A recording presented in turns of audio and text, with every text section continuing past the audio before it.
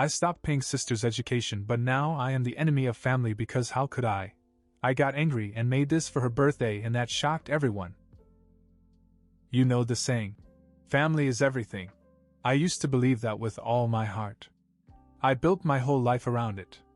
But now, when people say it, I want to laugh. Or cry. It's complicated.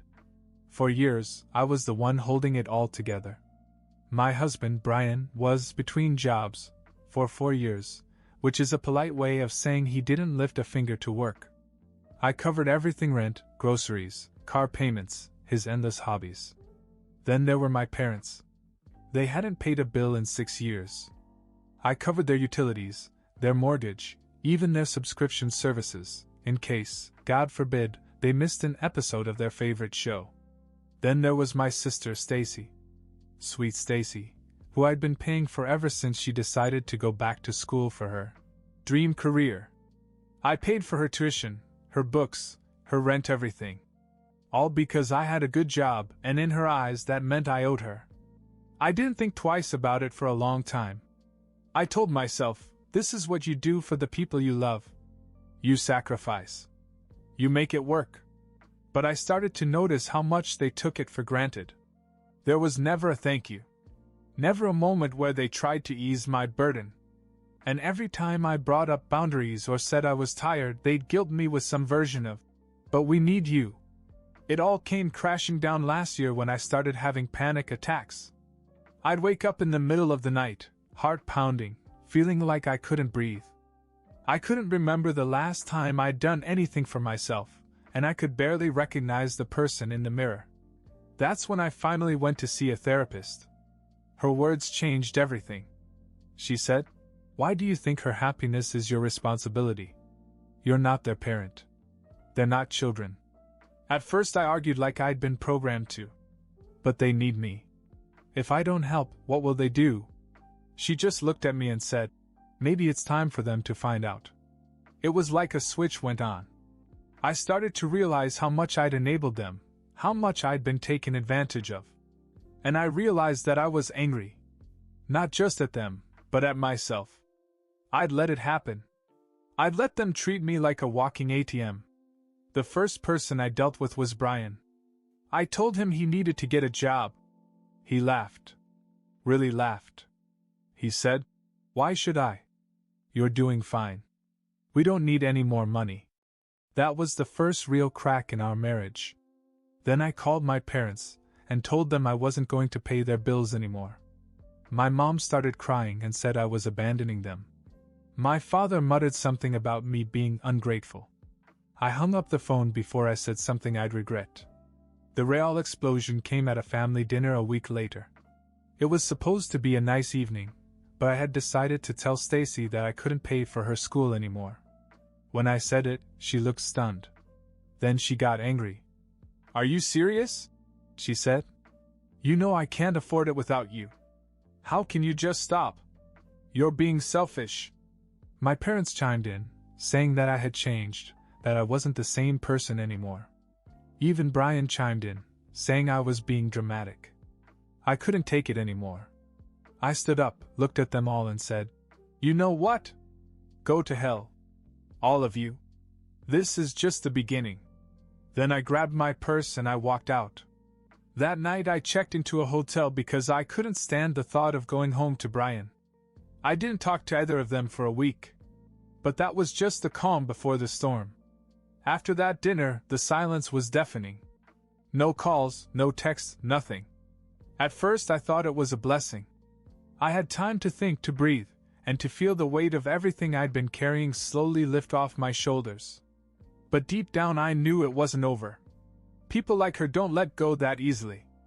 A week later, Stacy's 20th birthday was coming up. I wasn't planning on going. In fact, I told myself there was no way I was going to walk into a room full of people who saw me as nothing more than a wallet with legs. But then I thought about it. If I didn't show up, they'd make up some story about how I was too busy or too selfish to take care of my own sister. So I went. But I went on my own terms. When I arrived, I could tell right away that something was wrong. Everyone was too friendly, too fake.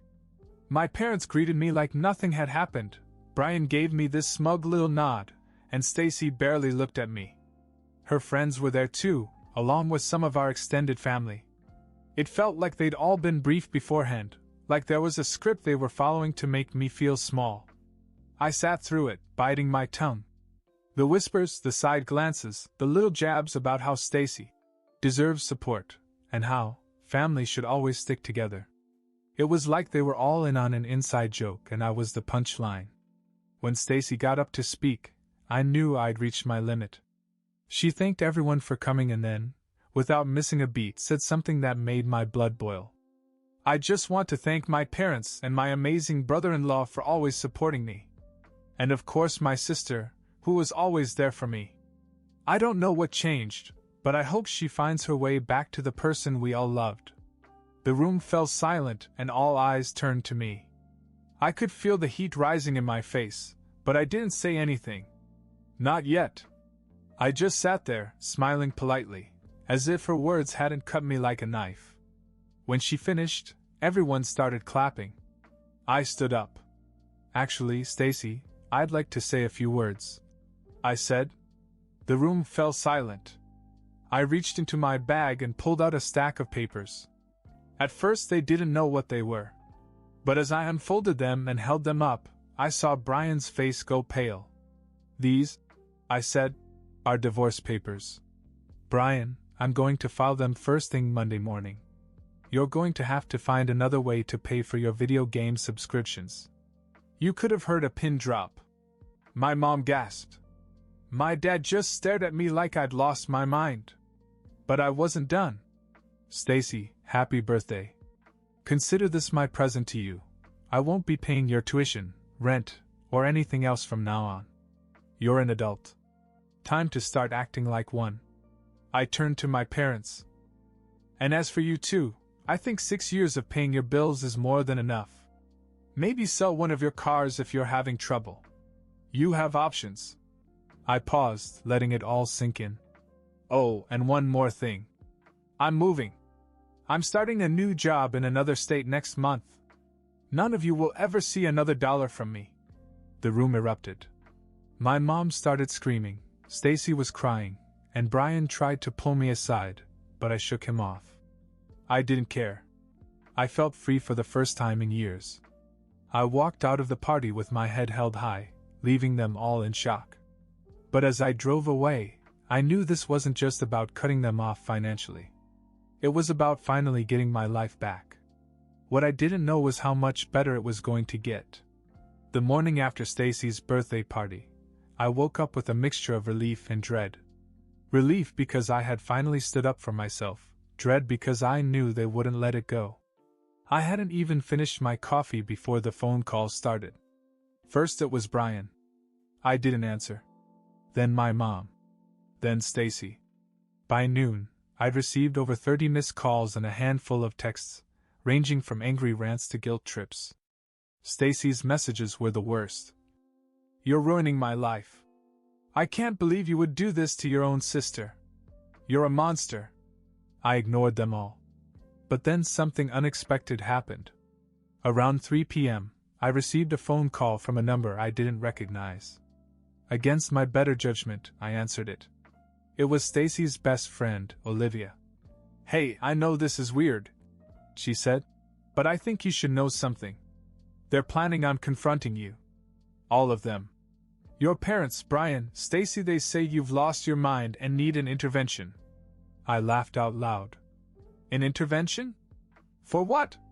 Not wanting to finance their lives anymore? Basically, Olivia said. I just thought you should know.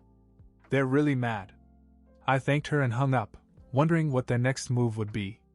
But honestly, I wasn't worried. I'd made my decision and I wasn't backing down. Then came the second surprise. That evening I received an email from Brian's old employer. At first I thought it was some kind of mistake, but when I opened it, I realized it wasn't. It was a copy of his resignation letter from 4 years ago.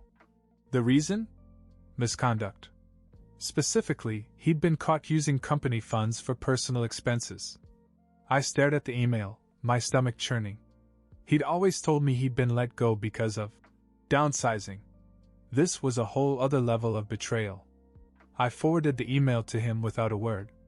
5 minutes later, my cell phone buzzed. It was Brian. "What the hell is this?" he demanded. "It's the truth," I said. "Funny how you forgot to mention it when I was paying all the bills." He tried to defend himself, but I hung up on him. I didn't have time for his excuses. The third bomb dropped 2 days later. I was packing up my apartment when there was a knock at the door. I opened it to find my father standing there, looking furious. "Can I come in?" he asked. I stepped aside, bracing myself for whatever lecture he'd prepared. But what he said next took me completely by surprise. "You're breaking your mother's heart," he said. "But honestly, I don't blame you. She's been spending your money like it grows on trees. You should see her credit card bills. And Stacy? She's been pocketing extra cash from what you send her. She says it's for school, but she's been using it for vacations and shopping sprees."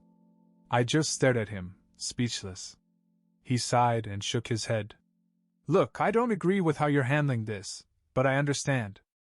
I just wish you would have talked to me first." I didn't know what to say.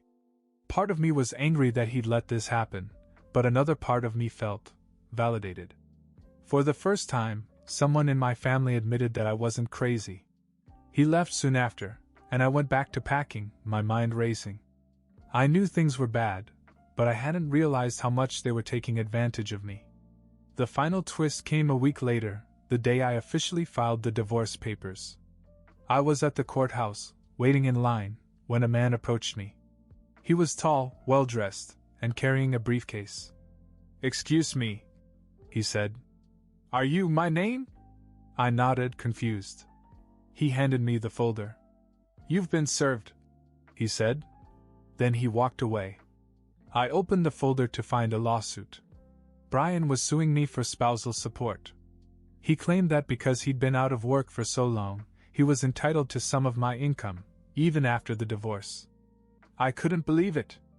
After all I'd done for him, he was trying to bleed me dry on his way out the door. But instead of crying or panicking, I smiled. Because if he thought he was going to win, he had no idea who he was up against. The lawsuit was the final straw. Brian suing me for spousal support felt like the ultimate betrayal. It wasn't just about the money anymore, it was about control. He couldn't stand the idea of me breaking free, so he decided to drag me back down any way he could.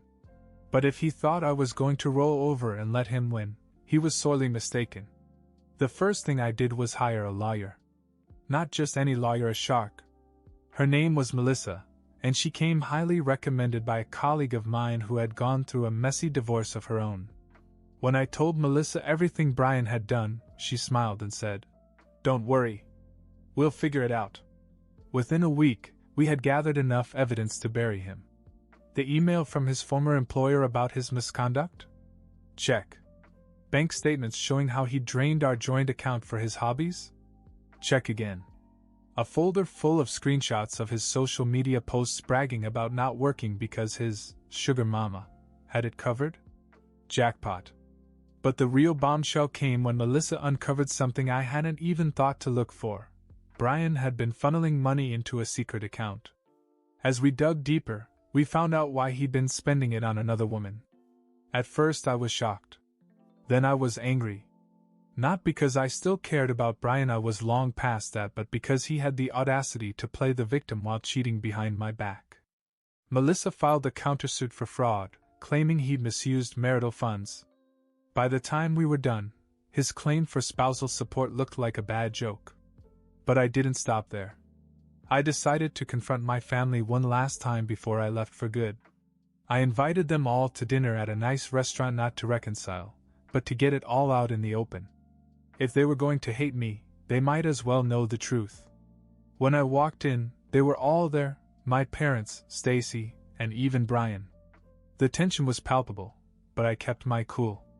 I sat down, ordered a drink, and began to speak. "I wanted to thank you all for coming," I said. "I know things have been tense lately, but I thought you should hear this directly from me. I pulled out a folder and handed it to Stacy.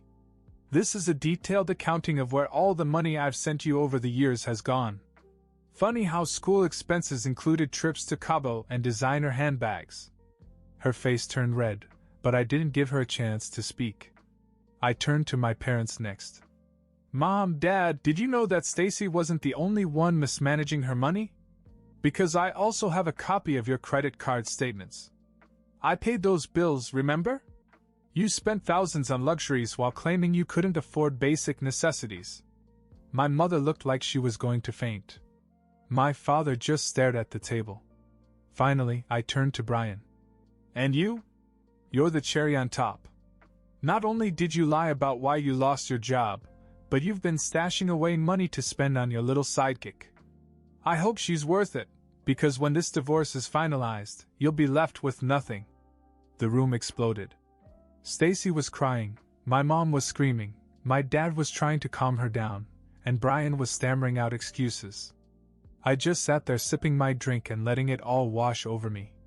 When they finally calmed down, I stood up. I'm leaving next week, I said. Don't call me. Don't text me. Don't ask me for help. I'm done. I walked out of that restaurant feeling lighter than I had in years. But the biggest surprise came a few days later, just as I was getting ready to move. A few days before my move, I received an email that stopped me in my tracks. It wasn't from Brian, Stacy, or my parents. It was from Olivia, Stacy's best friend, the same one who'd warned me about her intervention. The subject line read, "You need to see this." Curious, I opened it. Attached was a screenshot of a group chat one to which I had not been invited. The participants were my parents, Stacy, Brian, and a few other family members. My heart sank as I began to read. The messages painted a stark picture. They weren't just angry at me for cutting them off, they were plotting to sabotage me. Stacy, we can't just let her walk away. She owes us. Brian, I'm already suing her, but we need to hit her where it hurts. I can dig up dirt at her job. Mom, what if we show up at her job? Make a scene? That'll embarrass her. Dad, she'll cave if we push hard enough. She always does. I felt a wave of anger and betrayal unlike anything I'd ever experienced. They weren't just upset, they were actively trying to ruin me. And for what? Because I dared to stop letting them run roughshod over me? I forwarded the email to Melissa, who responded almost immediately. This is harassment. She wrote. We can use this. But before I could even decide what to do, something unexpected happened. That afternoon, as I was packing the last of my things, there was a knock at my door. When I opened it, I saw Olivia standing there. I didn't know if you wanted to see me, she said, but I had to come. I invited her in and we sat down. She looked nervous, as if debating whether or not to speak. Finally she said, I've been friends with Stacy for a long time, but after everything that's happened I can't keep quiet anymore. She pulled out her phone and showed me a series of screenshots. They were more messages from the group chat, including plans to track me down after I moved, and even discussions about how to manipulate me into coming back. I'm done with them, Olivia said. I'm sorry I didn't say something sooner. Her apology felt genuine, and for the first time in weeks, I felt like someone was on my side. Thank you, I said. You don't know how much that means to me. With Olivia's help, I documented everything. The next morning, Melissa filed a cease and desist letter, warning my family that any further attempts to harass or contact me would result in legal action. But the surprises weren't over. 2 days later, as I was loading up my car to drive to my new job, my phone buzzed with a notification. It was from Brian's social media account, a public post, no less. It read, "Some people will throw their family away for money. Sad how selfish the world has become." The comments were full of sympathy from his friends and followers, most of whom had no idea what was really going on. I almost ignored it, but then I had an idea. I screenshotted his post, along with the evidence of his cheating, the hidden bank account, and his lawsuit. Then I wrote my own post. Some people will lie, cheat, and steal while pretending to be the victim. Sad how manipulative the world has become. Here's the truth, if anyone is curious. I attached the screenshots and hit post. It went viral within hours. By the end of the day, Brian had deleted his account, Stacy had made hers private, and my parents were eerily silent. The narrative they'd been trying to spin was officially dead. But the real victory came a week later, after I'd settled into my new apartment. I got a call from Melissa with the news: Brian had dropped his lawsuit. "It's over," she said. "He knows he can't win." For the first time in years, I felt like I could finally breathe. It's been 6 months since I left my old life, and I can honestly say I've never been happier. It wasn't easy at first, starting over never is. But every day since has been a reminder that I made the right choice. Brian and I are now officially divorced. I didn't owe him a dime, and Melissa made sure he couldn't come after me again. Last I heard, he was still unemployed and couch surfing with a friend. Stacy dropped out of school when she couldn't afford the tuition, and my parents ended up selling their second car to pay the bills. I don't feel guilty about any of this. They had every opportunity to make it on their own, but they chose to lean on me instead. It's not my fault they fell when I walked away. Moving to another state was the best decision I've ever made. I found a great place to live, made some new friends, and even started dating someone. His name is Adam, and he's the opposite of Brian. He has his own career, his own ambitions, and get this, he actually insists on paying for things. The first time he picked up the check at dinner, I almost cried. It felt so strange to be with someone who didn't expect anything from me except my time and affection. But the real victory is how much I've changed. I've learned to set boundaries, to say no without feeling like I owe anyone an explanation. My therapist calls it taking back my power, and she's right. For the first time in my life, I feel like I'm living for myself and not everyone else. I haven't talked to my family since I left. At first they tried to reach out, phone calls, texts, even emails. But when they realized I wasn't going to respond, they stopped. I'm sure they have their version of the story, where I'm the villain for abandoning them. And you know what? Let them have it. I'm not going to waste another second trying to change their minds. The other day I received an unexpected message from Olivia. She wanted to let me know that she's still done with Stacy and my family, and to thank me for inspiring her to stand up for herself and her own life. It was a small thing, but it meant the world to me. Looking back, I can't believe I let things go on as long as I did. But I'm not angry anymore. If anything, I'm grateful.